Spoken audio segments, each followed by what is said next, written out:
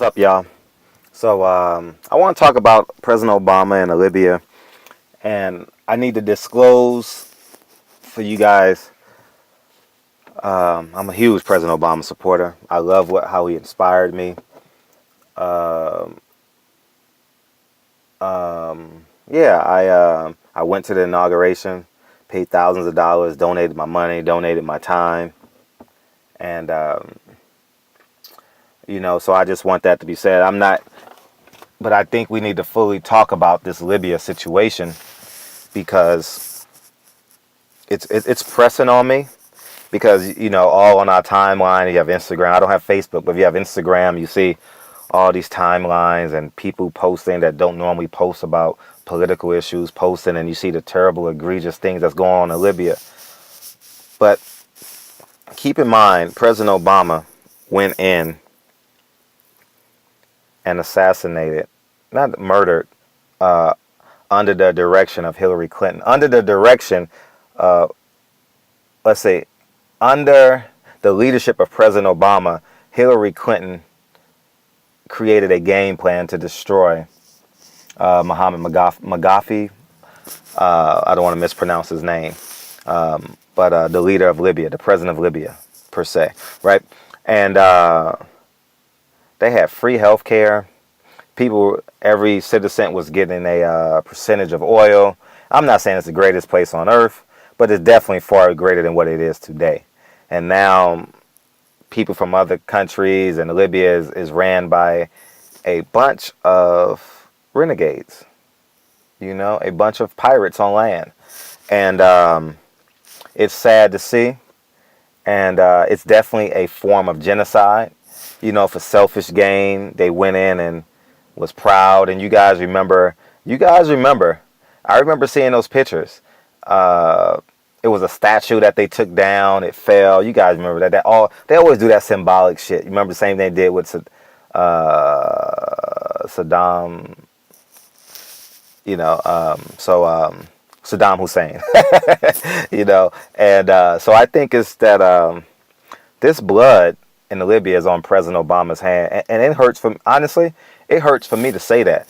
And I know people comment about like President Obama ain't never did shit for black people. I think being a president, and I think being a politician on some level, there's a battery in your pack. I don't know whether it's a single A, double A, triple A. I don't know how big the battery is, but to some degree, there's a battery in your back. And as you guys know, I have aspirations of being a politician at some point in my life. And I believe I can make a difference. You know what I mean?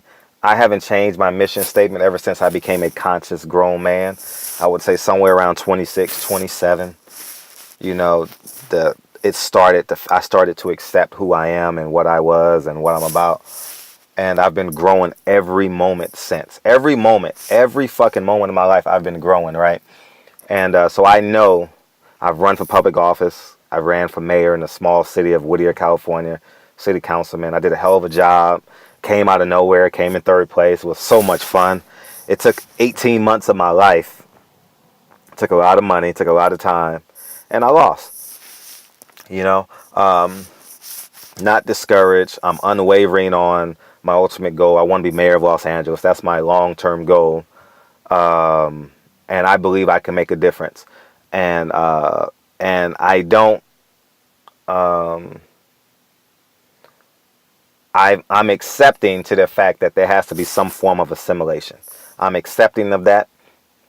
In addition to that form of accepting, hopefully it's a single A battery in my back, right? But I believe I can fight, man. I believe I can bring great resources to the city of Los Angeles. Obviously, be a vessel of hope. Any person of color, whether you're black, brown, there's some form of inspiration that you can do to inspire us. And I said all that to say President Obama inspired the living shit out of me. Was that November 4th, 2008, that first Tuesday in November 6th, November 4th, whatever the date was, November 7th. It was one of them dates. So fucking inspired. I cried when he gave that speech in Chicago. I thought that was one of the more beautiful things I've ever seen. That's the day I wish I was watching. I wish my grandfather was alive. I, I, I wish Tupac was alive because we'll never have a black president. Remember that DJs all across America played that in rapid repeat when President Obama became president.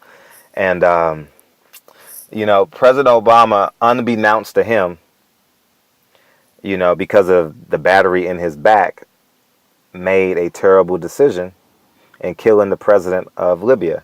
I'm not sure if he's called the president of Libya. I don't want to misspeak, and people say in the comments, you don't know what the fuck you're talking about. The leader of Libya, right? And I don't want to mispronounce his name. That's why I'm saying the leader of Libya. He didn't leave them any groundwork. Equate this to, I'm not being morbid, but equate this to your grandparents are long gone, right? And you're 15 years old and your mom and dad gets into a car accident on their way to your basketball game. You have no leadership. You may have to go to your auntie's house. You may have to go to foster care.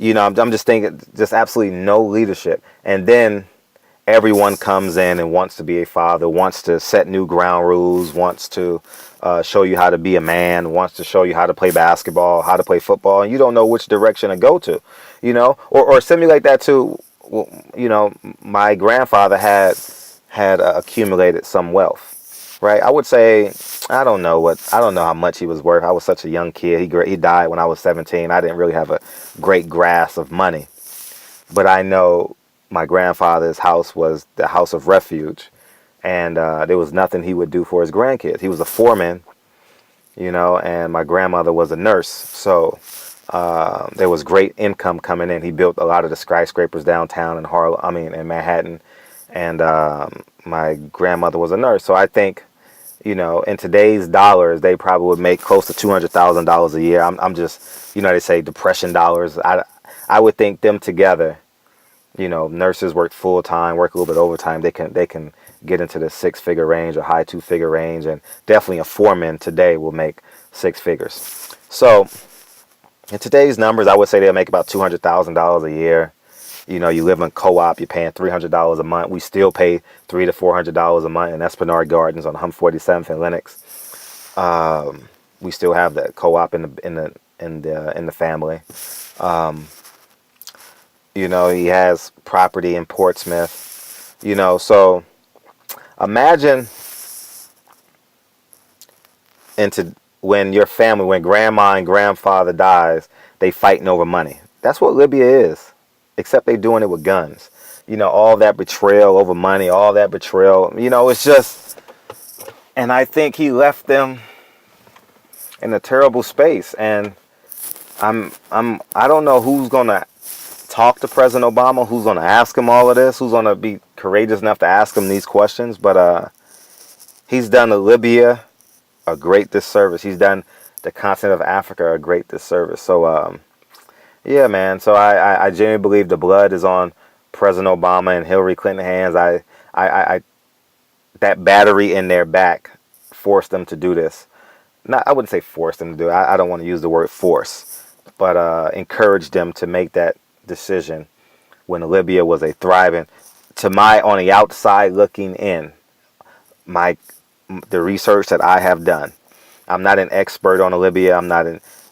I would consider myself not an expert on President Obama's presidency, but I have a good grasp of President Obama's presidency.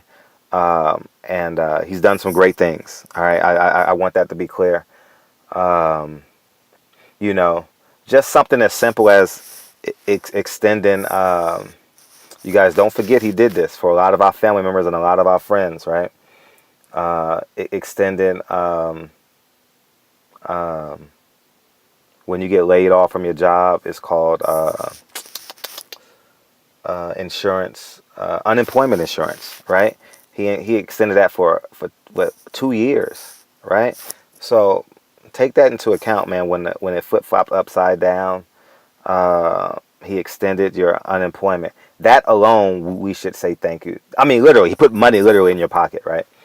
And someone in the back said, "What are we paying for that shit now? You're gonna pay for it anyway." All right, you're going to pay taxes regardless. All right, if you don't want to pay taxes, um, you know, the black market. But I mean, it's challenging to become wealthy on the black market. It's real challenging. It's the world is always set up for them to get their cut. And I pay quarterly taxes, so I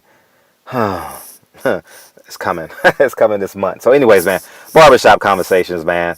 Uh, yeah. So the blood of Libya is on President Obama's and Hillary Clinton's hands. I just wanted that to be. And it hurts me to say that. I went to the inauguration. I spent money supporting President Obama. As you know, I've just for me. Just think, just for me. If I go to the inauguration, you know I've donated money, right? Just for me to get to the inauguration, get a hotel room is $1,000. I mean, let's be clear.